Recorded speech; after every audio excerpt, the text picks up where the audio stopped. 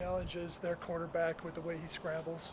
Yeah, he's extremely athletic. Obviously, guys like that are special, being able to create plays. And I'm just recently thinking about, I just got done watching film. He had like that 38-yard run against the Packers, and they had pretty good coverage. And so, yeah, it's going to be a big challenge. It's going to be a combination of rush and coverage working together. Rush lanes have to be great, and then, in order to keep them, in the pocket, you're going to have to cover well. And so that's going to be a challenge that we're going to have to, answer the bell on.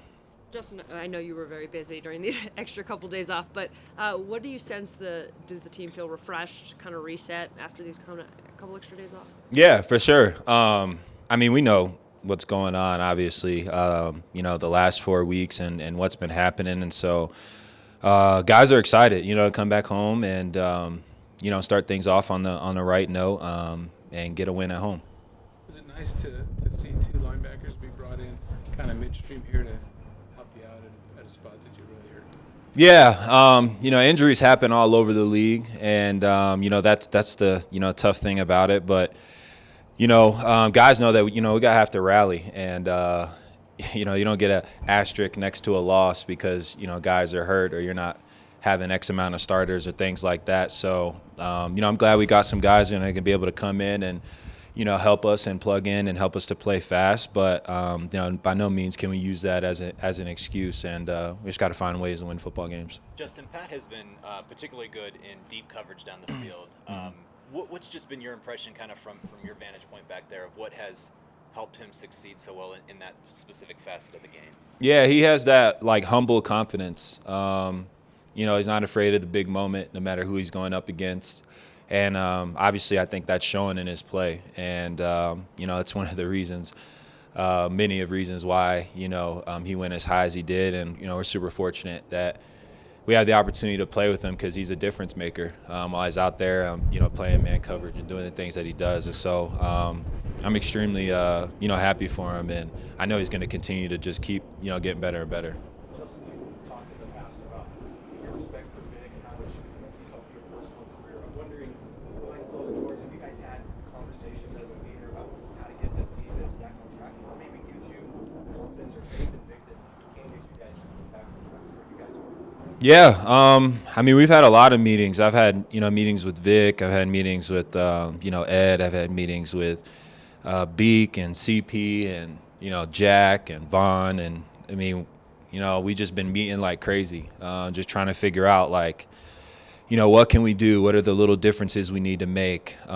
Picking guys' brains about, what are some things we need to improve on throughout the week that'll help, I guess, better in preparation and execution for game day, little things like that. And so, we've been talking. And like I said, at the end of the day, you just got to find ways to make it happen. And, but we're doing some things, and just got to find a way to win. Did you by any chance meet on that very first drive that Cleveland had where it was 5 plays, they seemed to do what they want?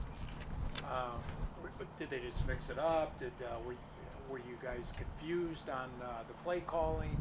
The intensity wasn't there? What happened on that very first drive that kind of set the tone?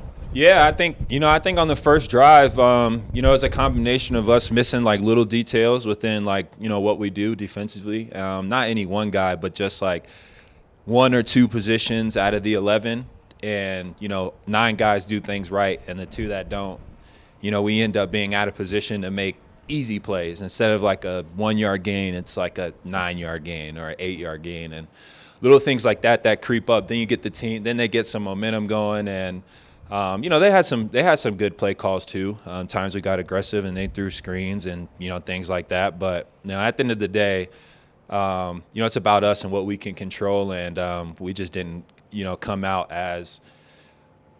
I didn't think we came out as obviously as fast as we needed to, but that's kind of been the story of the last 4 weeks. Every first drive that the defense has been out there, it's been a touchdown, and so that's just unacceptable.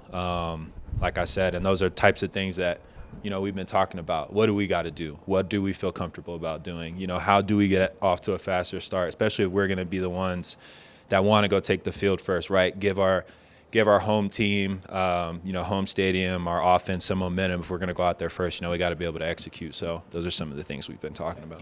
Teddy just said that it's not time to panic, but it's getting close. Do you sense that urgency? Are guys aware that it's teetering here at 3 and 4? Yeah, of course, yeah. And I thought that was a great way to put it. You can't flinch. There's no panic. There's no everyone jumping off the ship or anything like that. In terms of our building, but you got to feel the sense of urgency and knowing that. All right, listen. We've been preaching this the last 4 weeks now, and we got to go out there and just do it. At this point, there's no talking about it. There's nothing I can say to the media that's going to make fans happy about what we're doing in terms of preparing, other than getting a win. And so that's all we're focused on. You Justin. alluded to the first drives a couple of minutes ago. So on those drives, including kind of that Jacksonville game as well, are there kind of common threads of DNA that's going wrong early, or is there one of those things like a quarterback might say, every interception has a story, every first drive has a story?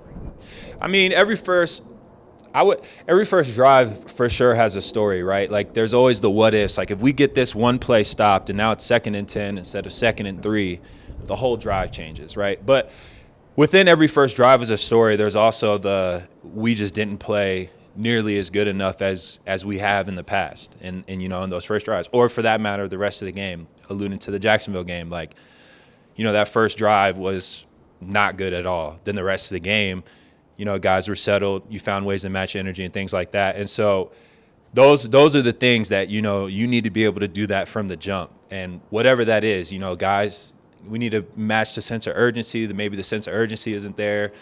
Guys need to be comfortable, and whatever the case may be, that needs to be addressed. Those are some of the things I was talking about, behind closed doors that we're talking about. Need to figure out. Obviously, everyone knows that that's been, a problem, and so those are the things that we need to get corrected. Justin, what does it say to you guys when a team chooses to take the ball when so many teams choose to defer?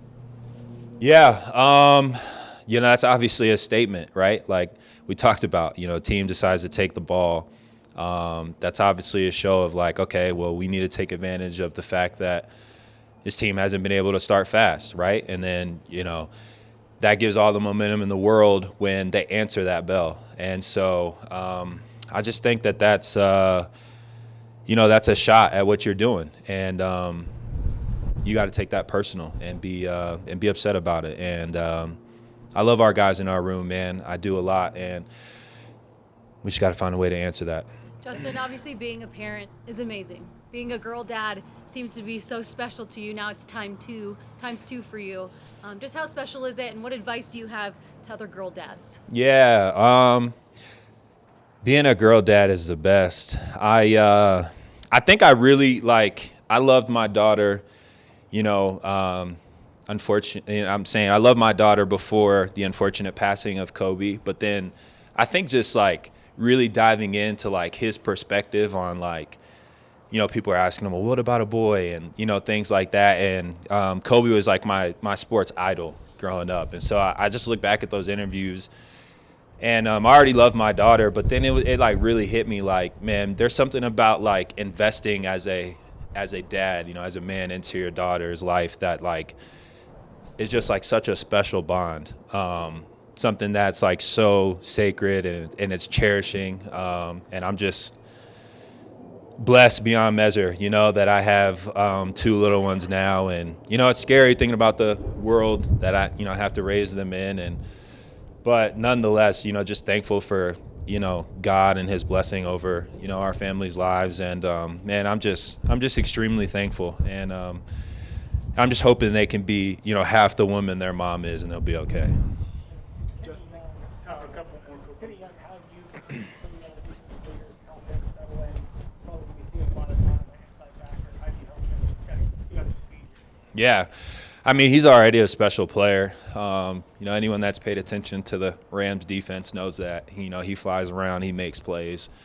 And, for guys like, Kareem and myself, we just got to find ways to, make it as a seamless transition as possible. Coming from the Rams to playing here, finding a way to, hey man, well, you know, like I talk about it all the time, but like communication, like what are you comfortable with? How do you like to do things? How do you see these things? And you know, by no means it'll be an easy task, but you know, nothing is. You know, you got to find ways to get that communication down packed, and we will. And I'm excited for him, man. I know I've watched him when he was playing with the Rams, and he's a heck of a player. So I'm excited to play with him. Good. Thanks, Joe. Thanks, Justin. Cool. Appreciate it. Thank you. Thanks, Justin.